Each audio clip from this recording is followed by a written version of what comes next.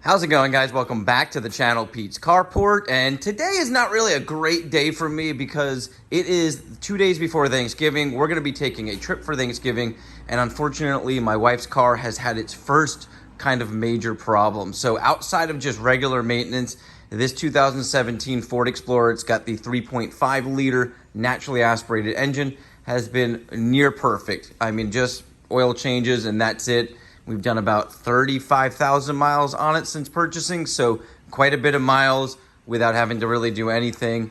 And the dreaded day came, and it came at a terrible time where we've got to change out the alternator. So I got a light on the dash about the charging system. I'll show you guys here what that looks like.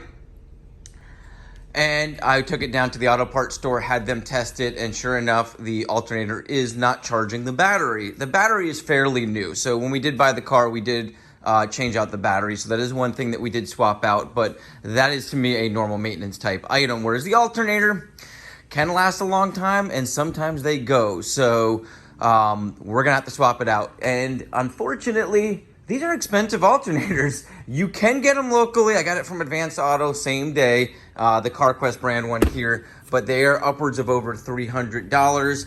With some discounts and some discount codes, I got it to be below $200. And then there is also a core charge, so I'll get that back as well. Now, on top of the cost of this thing, it is not a super easy job like some alternators. This is a front-wheel drive vehicle, so your alternator is located down there. And we're gonna have to remove some of this upper stuff. So first thing we're gonna do is get our cover, our intake box off, and then I think we can get away with taking our fan shroud out. It would be easier if we took the radiator hose out, but I think I'm gonna try to keep that in place so I don't have to worry about air getting in the system. And I did see somebody else who did that. Now, I was doing some research and I did find another video where a strange occurrence happened to this guy's car where he blew the fuse that goes to the alternator. So there ironically is a fuse. This is the wire that runs to the alternator from what the video said. And if you're not getting any power here, then there's a chance that your fuse underneath this box is blown. And they don't sell the fuse separately, according to what the video said. So you got to actually get yourself an entire fuse box. So use one would be the way to go because it's connected up underneath that fuse box. So that could be another disastrous situation. But I already tested that and we do have power coming from there. So it is on to the alternator. So let's get set up. I'm going to start pulling things apart, fill you guys in. This is something I've never done before, but I did watch a few videos and read up, and I think we can get away with minimal things coming out. Probably give yourself an hour to 2 hours, but I'll let you know at the end the exact amount of time it took me and how easy it was. So let's get going. All right, let's get this air box out of the way. We're off.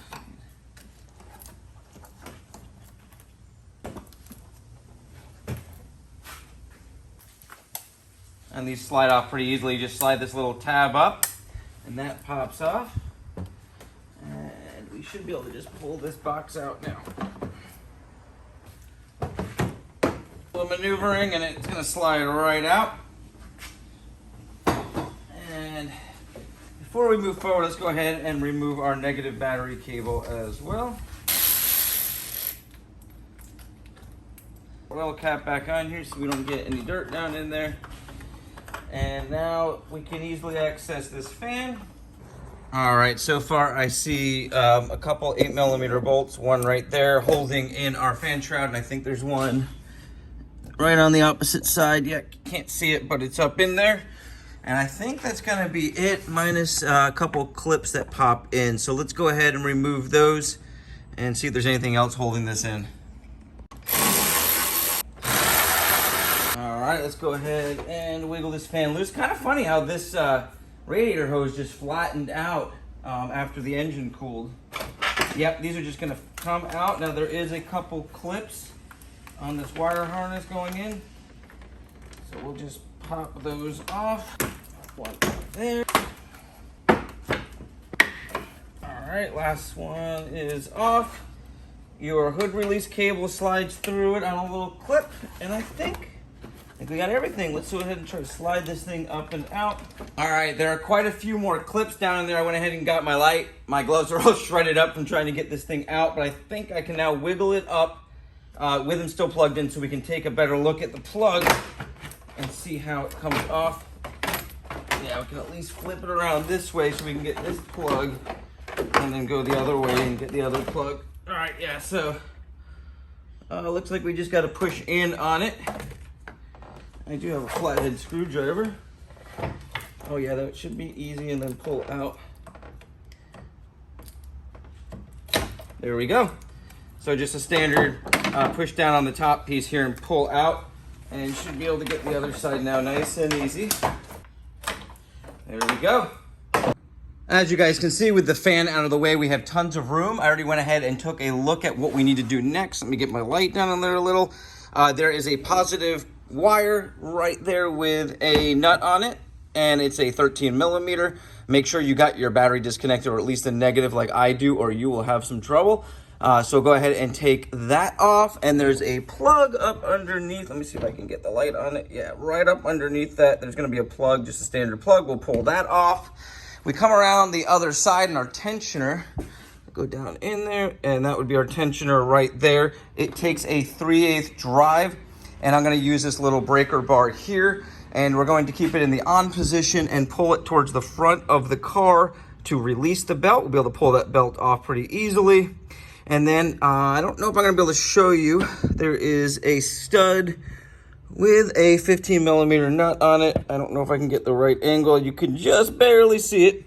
And I think there's gonna be another one, but I know of at least that one I can see, and we'll go ahead and get that off, and then I'm gonna be filling you in on where the other one is.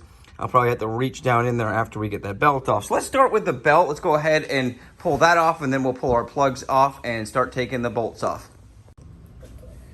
All right, you want to make sure you have a nice flat socket wrench to get down in there. Put it in the on position. Put the light down in there. It's a tight squeeze, but it'll go. Long flathead to pull our belt off. All right, the belt is off. And to give you a better idea how this works, if you just pull on this tensioner, that will pull the belt loose, and you can see my belt fell down in there after pulling it off. And then we'll just do the same thing to put it back on. We'll just slide that belt right back over. Let's go ahead now and get those plugs off. And then like I said, let's get that first bolt off and figure out where the other one is.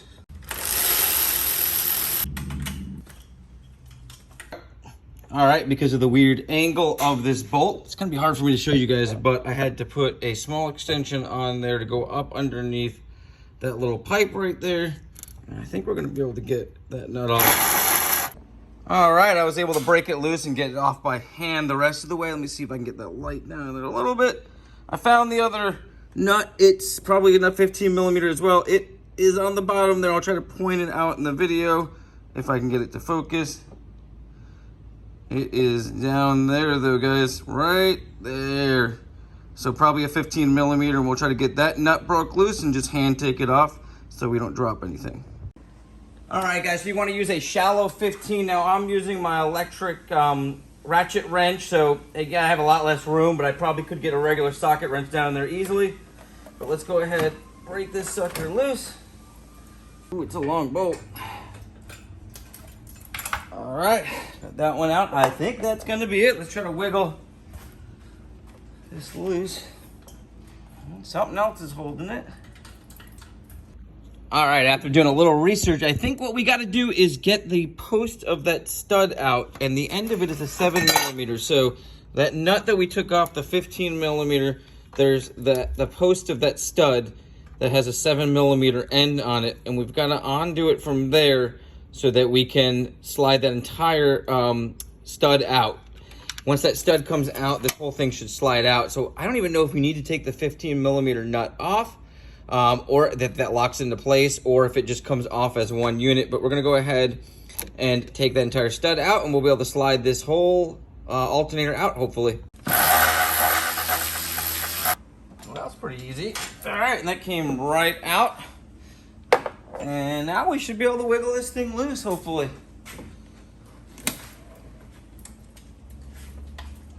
It's moving. There it goes. Just be careful, this thing's a little heavy. You don't want to hit anything and damage anything, especially your radiator. Wires out of the way.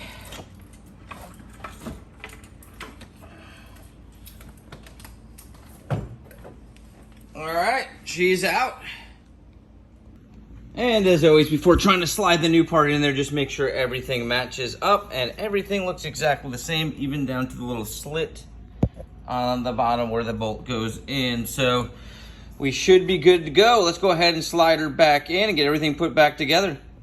So the installation is going really smooth, but I want to show you guys some pointers that I learned. I've had to finagle it around a little bit, was trying to figure out how this is going to go back in, and then I realized on the chassis, the big bolt that we took out, let's pretend that this is it. On the chassis, there is a hole towards the bottom side. Now, let me show you on this alternator. If you see here, there's a cutout in this section here, and that is so you can slide that bolt into the chassis, not all the way because it will come out the back and you won't be able to get this part on.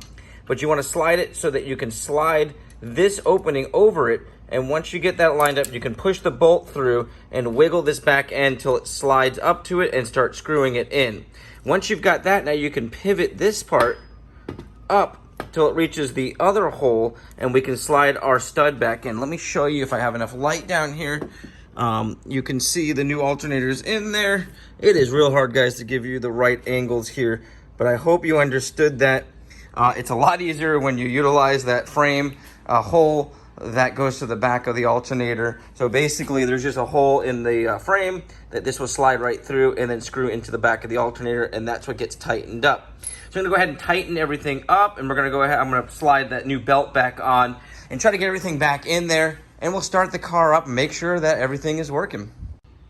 So guys, not really a fun job and definitely not a cheap job considering how expensive that alternator is for a Ford. That kind of blew my mind. But if a shop did this, they're going to charge at least 2 hours if I had to guess labor.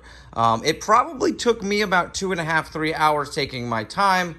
Mostly trying to maneuver those fans back in there. That was the most difficult part. And once I got the alternator put back in and knew how to take it out, that was pretty quick. I'm also diagnosing a non-working horn, so I've got the horns up here. But let's go ahead now and shut our hood. Go ahead and start the car up now that I've got the battery reconnected and see what we got. All right. Now, she also got a light recently for a faulty tire sensor, so we're gonna have that come up as well. As you can see there, the tire sensor is flashing and it says tire pressure fault.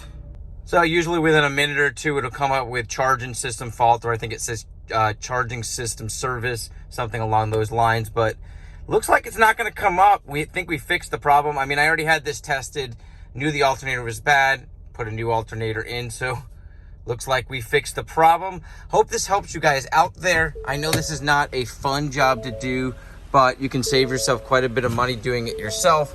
You can see I just did this in my garage, basic tools, in an afternoon. So although it's a little bit difficult, you can definitely do it with basic tools at your home. You guys have an awesome day, a blessed week, and I'll catch you on the next video.